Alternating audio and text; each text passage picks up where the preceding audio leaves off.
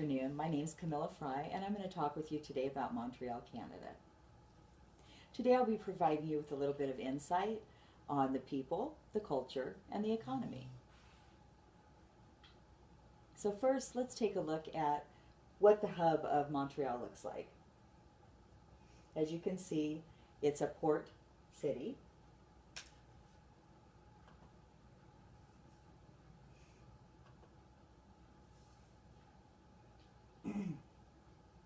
I'm going to talk with you about the culture to begin with. So I'm going to talk with you about shopping. Now, shopping, there's some interesting things. First of all, it is got an increased duty allowance there, which means if you're there for 24 to 48 hours, you have a duty-free $200 allowance. If you're there for over 48 hours, you have an $800 duty-free allowance. Next, I want to let you know about the underground shopping mall. It's actually one of the top 3 underground shopping malls, which also includes a subway. So people can get from one end of the city to the other, and at the same time they can also go shopping. It's great for not only the service industry, but it's also great for the people that live there and tourists who want to shop during the winter season when they get 10 to 20 feet of snow. And then there's retailers that cross borders. And some of the retailers that we have in the United States that also are in Canada are Toys R Us or Walmart, as many of us are familiar with.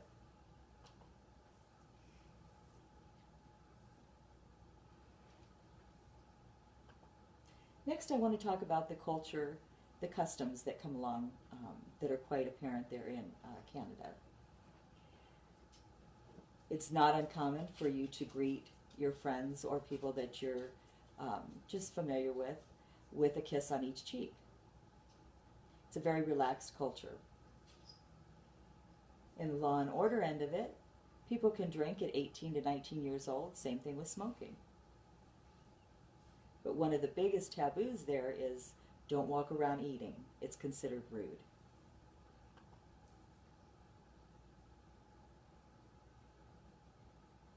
Next, I want to talk with you about the cultural influences there.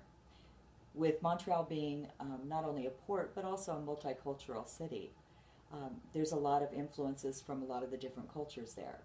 It is shown in their art, as well as their music and their dance. One of the things that stood out to me was the festival that they do every year in the spring and fall, from Sunday at noon till sunset. And it's where a bunch of different cultures come together and play their different drums. And then you see a lot of the cultural dancing that goes along with it. And it's quite a spectacle and draws a lot of people every year.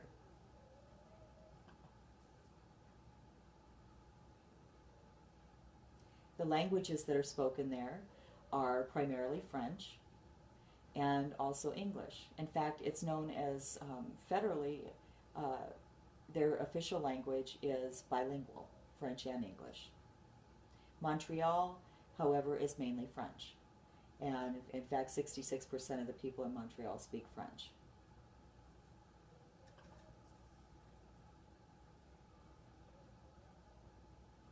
The people that live there, only a very, very small percentage, 4.3%, actually are Aboriginals, which were the original people in Canada. Everyone else was immigrants. And they immigrated from Britain, from French, as well as from other European places.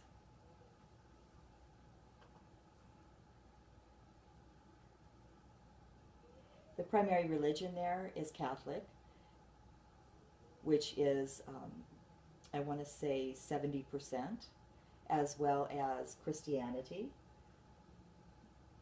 which comes in second at about 24%, and then the rest being other types of religion.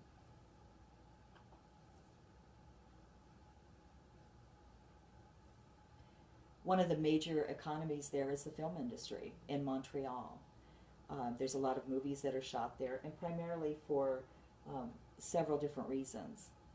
It's known as the Canadian LA, as well as there's a lot of famous people that are from there.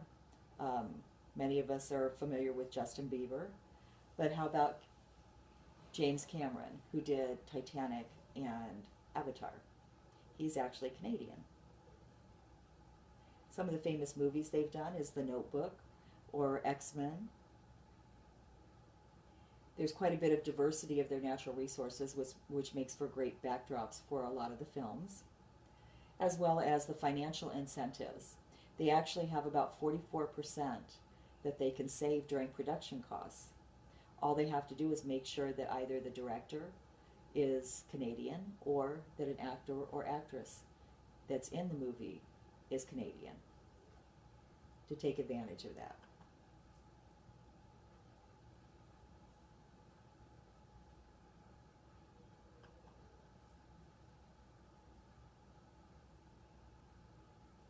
It has quite a diversity during the economy, for their economy, of the natural resources. They do logging, which is quite an industry, as well as they offer a lot of recreational fishing opportunities for the tourists, which brings in quite a bit of revenue for the people that live there.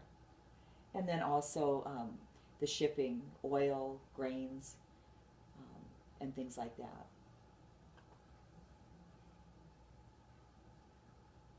Additionally, there's a lot of manufacturing, the largest being aircraft manufacturing. In fact, one of the largest plants in Canada is in Montreal, and it's called the Bombardier Factory, which makes aircraft. There is also a lot of automobile parts that are made there, that they make different parts to automobiles, and then they ship them back to the U.S. or to China, wherever they're being needed at. Well, today I've talked with you about Montreal, the culture, the people, and the economy there. I've talked to you about the many differences that we hold with their cultures, but also a lot of the similarities, and how we have a lot to do as far as the United States with Canada, and how we benefit each other. So just remember the increased trade allowances, as well as the film industry offering a lot to do there, and being a shipping port. I think it's important for people to gain insight as to what goes on in other countries and where people live, and how each of our cultures benefit the other. I want to thank you for listening. It's been a pleasure.